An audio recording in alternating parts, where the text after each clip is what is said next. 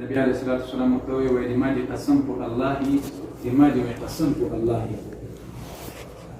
زم هغت لكور رايستل يما ستاسوي رايستل ياست زم هغت لكور رايستل يما ستاسي رايستل ياست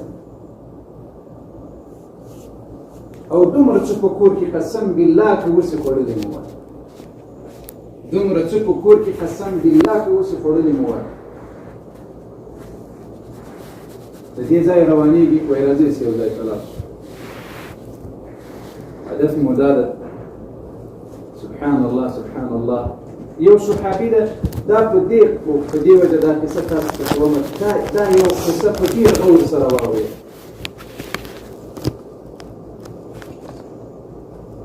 ګورې د الله رضا قرباني غواړي د الله رضا تکلیف غواړي د الله رضا زحمت غواړي قسم په الله که د الله رضا داسې ګټله کېږي چې ته شپه ورځ خوبونه کوه ډوډۍ وهه پل دې خپل نشر کوه او فقط چې د الله د عبادت د الله د رضا ټیم راسي الله مهربانه ده الله مهربانه ده